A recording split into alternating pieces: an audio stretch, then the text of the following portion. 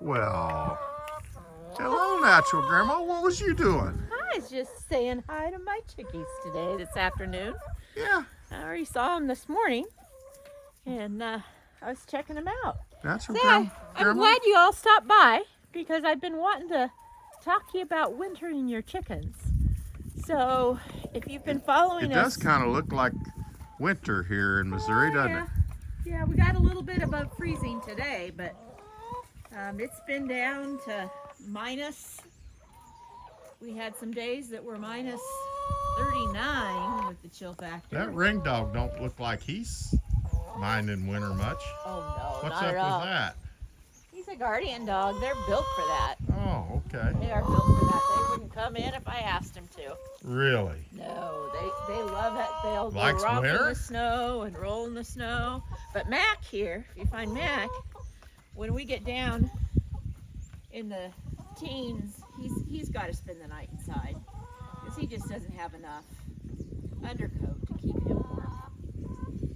So we baby him, and he thinks he's really special. Well, he is really special. He is. He has his purpose. So I'm sorry I distracted you, Yes, but you did. back to...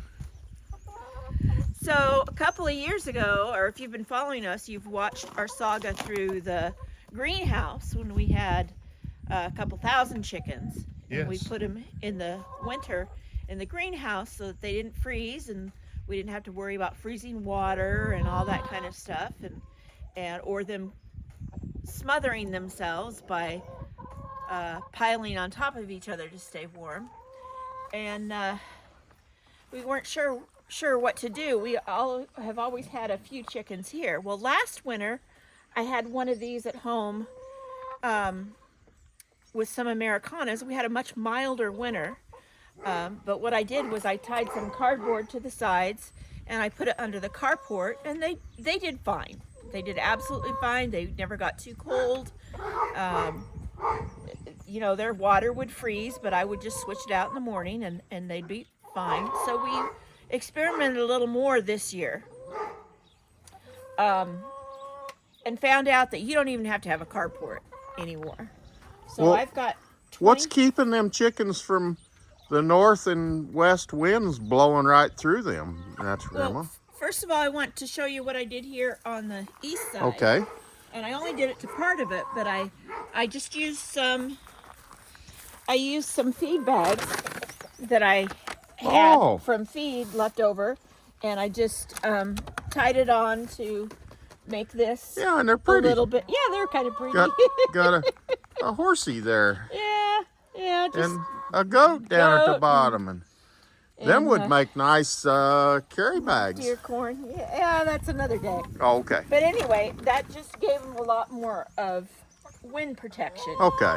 Here, But we still have some east opening here. And why is that? fresh air and sun. Because in the days when the sun is going, we definitely want the sun in there so that they will lay eggs and warm up. So we're looking, the camera is facing west, so we're looking from the east. So Right, at when the the east first side. east rays come up, and you can even open that back on a nicer day, can't you? Take some of that down. You could, especially if you use a different process to hook it. I tied it up kind of. Yeah. And then the same here, they're good. Now, are you still using your gravity-fed bucket with your bell water right No, now? because it will freeze and crack. There's a little bit Yeah. left in there. So when it gets this cold, and it's getting down to 2 or something like that, when it gets this cold, I'm using this bucket here. I've got a little pan. They're going to try I'm and glad come out. you're opening that up. It's a little hard to Yeah, see. well, we got to worry See. about Mac here.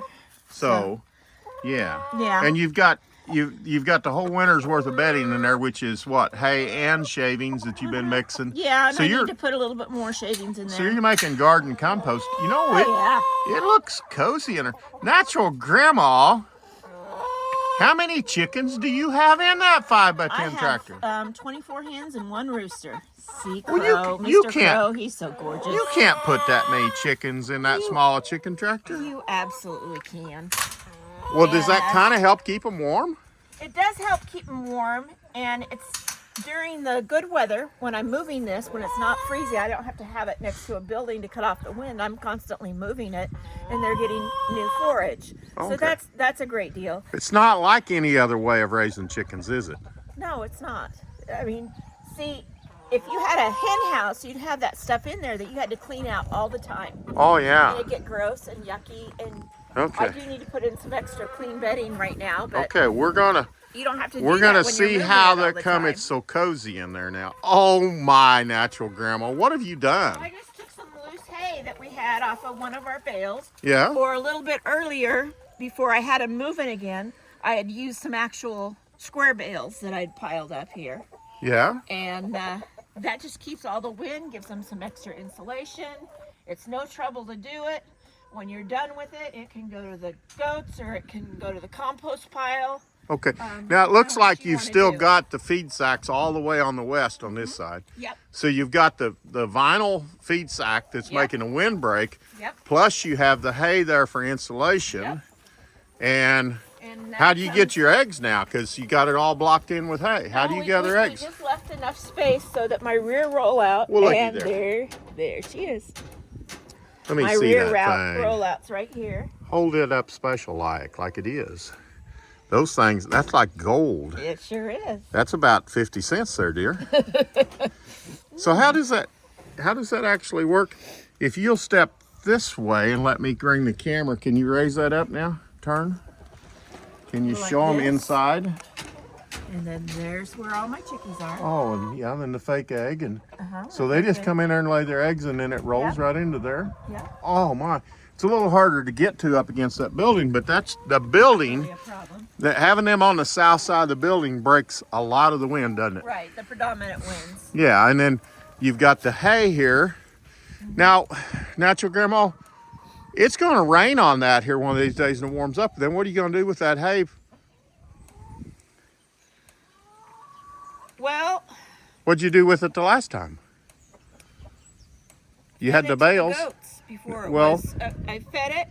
Actually, we took all them bales that got wet, and the cattle ate every bit of it. That's true. As long as little old Papa Hank wisdom here, that hay can get wet as long as you feed it to an animal before it gets Before it- warm enough before to it- start right. molding. Molding. It's like feeding them haylage. And then you just put a new on And it. and then when another cold spell comes, you just do that again. Or And if that's you're just a small backyard and you didn't have that much, you could always put your hay there and cover the whole thing with a well, yeah, that'd make it utility even tarp. that'd make it even warmer yet, wouldn't it? Yeah, it would For- make it warmer. And then like you if you wouldn't have lived to in worry about it Alaska. getting wet. Yeah. Here we're in northern Missouri, so it gets cold. How cold does it get? This would Well, work. This not- would work if you was in warm weather like Missouri, right? Well, let me tell you, How cold was it? negative 37. You say that again. Negative 37. Oh my gosh! And chickens lived in that? Absolutely. How many did you lose? None. You didn't lose one? Not even any frostbite. Oh, natural grandma. Before now we just didn't really know how to recommend this why? Because We hadn't tried it out. yeah, we hadn't tried it out. And natural grandma, we're about using our products. Yes. This is hashtag natural grandma if you want to search on YouTube. Wait a minute, you're on YouTube, but that'll work on Instagram too. And then, these are on our website, right? And how Yeah. would they find the website? Go to naturalgrandma, GRAMMA.com. Why do you spell it that way? Because that's what I call my grandma. You call her what? Grandma. Grandma. Oh. Yeah, What do you call your grandma? that's what I call my grandma. Does anybody else call their? They all say grandmother, right? Is that what you say? You can put it down in the comments what you called your grandma. Did you call her grandma or grandmother or grandma? Or I Nana. always called my grandma. Or Nana, like Yes. Nana at 9 acres. And some of my cousins called her Gommy. Gommy. Gommy. And I had a sweet one who called me Bama. Bama? Which one was that? That was a son of one of my daughter's friends. Okay. He called Yeah. me Bama. Yeah. Yeah, that was sweet. So to summarize, I guess we have just expanded the usefulness of a aluminum chicken tractor. Yes. Hashtag aluminum chicken tractor. Yes. Share that link. You know, just you got friends interested in chickens right now, just put in a little pound sign, hashtag, and type in aluminum chicken tractor, and then just send that link to 10 friends. Yes. And I think you will help them learn something about raising chickens. Yeah. It's just not that hard, is it? Up until last year, I thought you had to do something special or have something else to move them out of in the winter. But we've proven with negative 37 degrees this year that you can keep your chickens in your aluminum chicken tractor. You don't have to spend extra money on anything else, and you can keep them here all year round. And if you're worried about getting them out, sometimes I come out here about 45 minutes to an hour before sunset when it's a nice day, and I just open the door and let them roam, and I just kind of watch for the neighborhood dogs. I sit out here in my chair and enjoy them and watch, just because I might have neighborhood dogs and cats in. But then as soon as it starts to get dusk, they automatically go back in because they know it's their home, and everybody's happy. So you kind of get a little bit of the free ranging. Yep. And of course you wouldn't have Mac out because he herds them just a little too well, although he's showing he kind of likes them. But he likes to herd. It doesn't matter likes what to it is. I'm herd, afraid if I had little kids, he'd herd them. Yeah, and he's about half alligator when it comes to cattle. So, hey, Yes. if they haven't been a viewer for a while, if this is their first time, what should they go back about 5 days ago and check out? What'd you have today? Today we had our first calf of 2023. That's your grandma. You're Beautiful calf. regenerative, and Absolutely. you absolutely always calve with nature. So your calves are not supposed to come till May. So why do you think this one had a calf in May? What's special about this cow? Oops. Oops. But where did her daddy originate from? Montana. Oh my! Tell that story. How did that happen? How did you get a cow that's father was born in Montana and you're in Missouri? Because I know about, the Triton story about how you've used Triton AI and you have Triton Sons you bought from Mushrash and all that, and you use Kit Farrell bulls, PCC bulls. But how'd this Montana thing happen? Well, back in 2019, Yeah. when I first got my cattle. Right. When you become the cattle baroness. Yes, when I became the cattle baroness. So 4 years ago. I had one cow Yeah. who had not calved when I bought them. Oh, that's they were right. being wintered. 17 of them had little calves on them, didn't they? Yep.